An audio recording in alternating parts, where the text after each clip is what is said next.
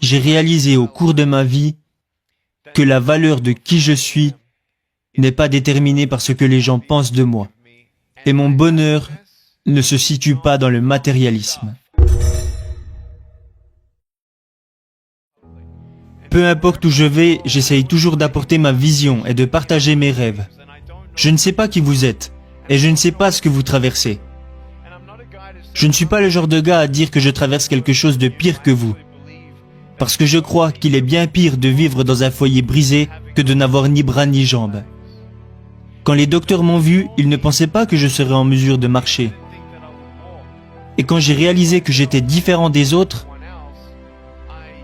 je savais que je n'avais ni bras ni jambes, mais c'était plutôt la peur de rester seul qui m'effrayait le plus. Je rentrais à la maison chaque jour après avoir été moqué et raillé, sans savoir ce que l'avenir allait me réserver.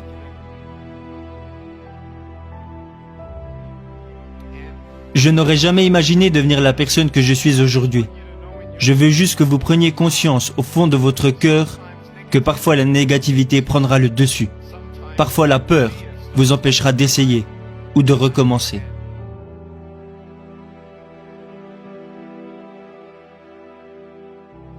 Les encouragements vous rapprocheront toujours de la vérité, de qui vous pouvez être et de ce que vous pouvez faire. Mais les découragements, eux, vous éloigneront de tout ça. Vous savez, je n'avais aucun espoir en mon propre avenir. Mes parents croyaient en Dieu, mais moi non, car je ne comprenais pas pourquoi ils m'avaient donné moins que les autres. Alors pendant de nombreuses années, je ne comprenais pas que je pouvais avoir ni main, ni pied et devenir malgré tout un miracle pour quelqu'un. Et que si j'étais capable d'envoyer ne serait-ce qu'une personne au paradis, alors tout ceci prenait un sens.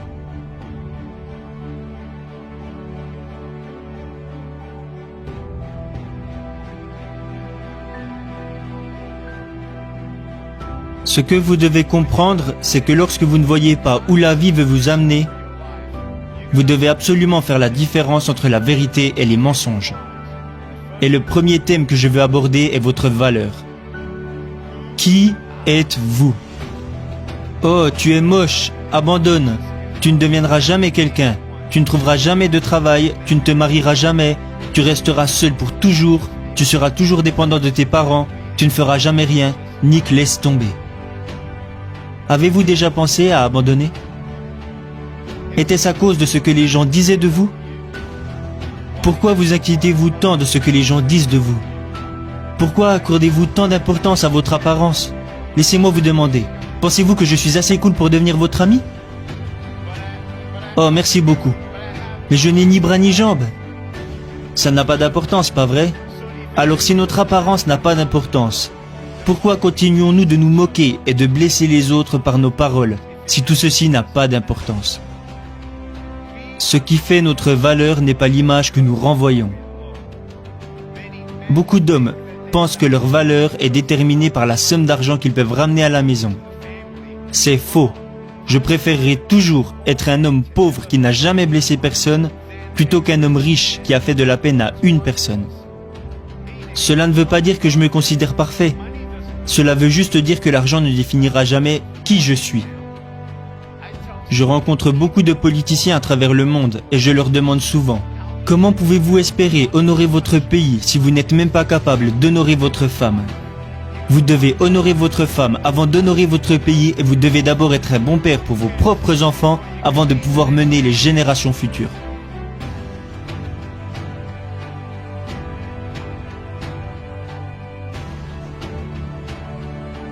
La famille, c'est si important. Je remercie la mienne qui m'a toujours encouragé. Ma mère et mon père m'habillaient et me brossaient les dents quand j'étais enfant. Ok Nick, tu es prêt pour aller à l'école? Oui maman. Est-ce que tu vas faire de ton mieux? Oui maman. Ne te soucie pas de ce que les autres disent.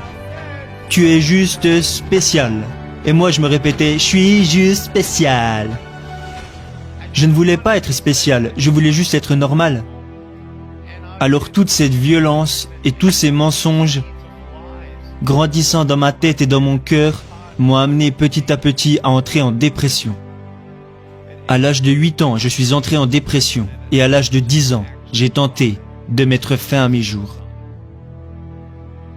Imaginez tout ce que j'aurais manqué.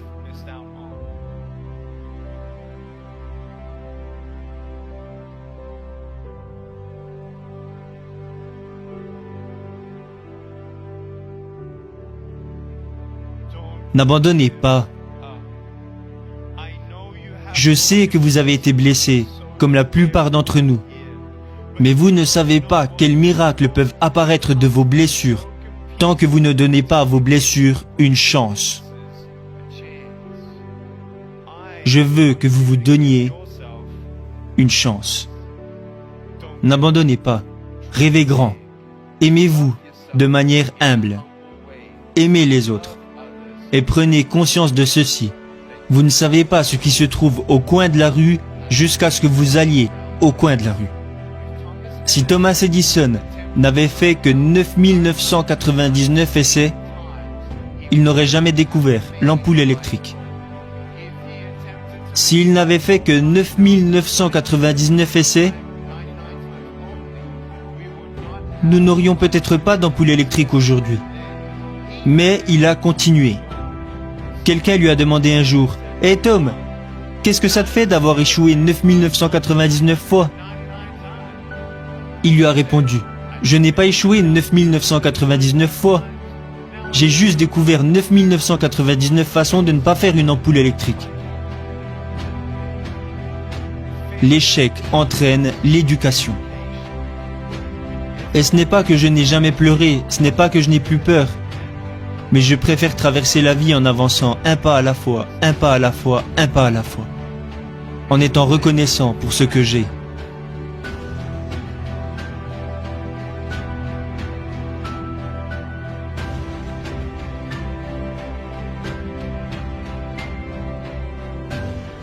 Vous ne pouvez pas tout changer. Vous ne pouvez pas changer la façon dont les autres se sentent. Vous ne pouvez pas faire disparaître les regrets, la culpabilité. Vous ne pouvez pas faire disparaître la peur. Vous pouvez encourager les gens, vous pouvez les supporter, les écouter. Vous pouvez être à leur côté, mais vous ne pouvez pas les changer. Vous pouvez prier pour eux, mais vous ne pouvez pas les changer. Je veux que vous preniez conscience qu'il arrive parfois que nous essayons de changer quelque chose qu'il est impossible de changer. J'aimerais pouvoir changer ma situation, mais c'est impossible. Alors si je ne peux pas changer mon corps, je dois changer ce que j'ai dans le cœur et dans la tête. Et essayer de trouver quelque chose que je peux faire, au lieu de me lamenter sur ce que je ne peux pas faire. J'ai réalisé au cours de ma vie que la valeur de qui je suis n'est pas déterminée par ce que les gens pensent de moi. Et mon bonheur ne se situe pas dans le matérialisme. Si vous me donnez tout l'argent que vous avez et tout l'argent que vos parents ont sur leur compte bancaire, disons que ça représente 1 million de dollars, disons même que ça représente 1 trillion de dollars, peu importe la somme que ça représente, disons que tout votre argent atterrit sur mon compte bancaire. Oh, j'aime cette histoire. Mais si tout à coup mon fils meurt ce soir, juste parce que... Est-ce que l'argent peut vraiment vous rendre heureux? Est-ce que l'argent peut réparer votre mariage? Est-ce que l'argent peut rendre vos enfants heureux? Non. La drogue, le sexe, l'alcool, le porno.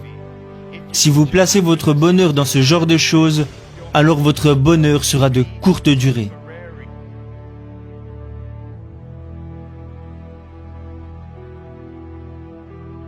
Vous n'avez pas à être quelqu'un que vous n'êtes pas. Vous devez juste être vous-même.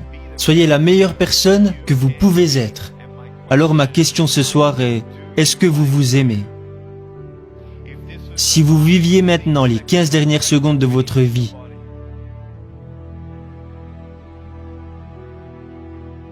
plus que 10 secondes, qui n'avez-vous pas pris dans vos bras depuis longtemps? Qui n'avez-vous pas remercié depuis trop longtemps? À qui n'avez-vous pas dit pardon? Qui avez-vous oublié que vous n'auriez pas dû oublier? Vivez chaque instant comme si c'était le dernier. Soyez la meilleure personne que vous pouvez devenir. Atteignez vos objectifs, accomplissez vos rêves. Mais à la fin, quand ce sera l'heure de vos funérailles, tout ce qui aura de l'importance c'est qui vous aurez été, et non ce que vous aurez fait. Qui vous êtes peut changer des vies, bien plus que ce que vous avez fait. Et si vous pouvez réunir ces deux concepts ensemble, alors vous êtes sur la bonne voie. Rêvez grand, N'abandonnez pas. Quand vous savez pourquoi vous faites ce que vous faites, le courage prend le dessus sur toutes vos peurs. Pourquoi je ne saute pas de cette table? Parce que ce serait une idée stupide. Mais si j'étais sur cette table et qu'il n'y avait personne dans la salle et qu'il y avait un incendie, pensez-vous que cette idée de sauter serait une si mauvaise idée? Quand vous savez pourquoi vous faites ce que vous faites, vous le faites. Apeuré ou pas, effrayé ou pas, j'arrive et j'avance. Vous voulez savoir qui m'a inspiré à devenir conférencier? Ce n'était pas ma mère, ce n'était pas mon père, ce n'était pas ma famille. C'était l'agent d'entretien de mon lycée. Le gars qui nettoyait les toilettes au lycée a changé ma vie. Il me regardait un jour et il m'a dit « Nick, tu devrais donner des conférences ». Et je lui ai dit « Mais t'es dingue ». J'ai commencé à partager mon histoire devant des petits groupes à cause de lui. Il m'a forcé, il était en train de me tordre le bras, alors j'ai dû dire oui. Alors quand je me suis retrouvé à parler devant 300 étudiants de deuxième année pendant 7 minutes, et qu'au bout de 3 minutes la moitié des filles étaient en pleurs, j'étais si nerveux, mes mains étaient moites. Je les regardais et elles n'arrêtaient pas de pleurer, alors j'ai dû faire une pause. L'une d'elles est venue me voir et m'a dit « Excusez-moi de vous interrompre, mais puis-je vous prendre dans mes bras ?» Alors toutes les personnes qui pleuraient sont venues me faire un câlin. Je disais « Merci beaucoup à vous. Personne ne m'avait jamais montré autant d'affection. Personne ne m'avait jamais dit que j'étais beau à ma façon. » Voilà comment j'ai su que j'allais devenir conférencier.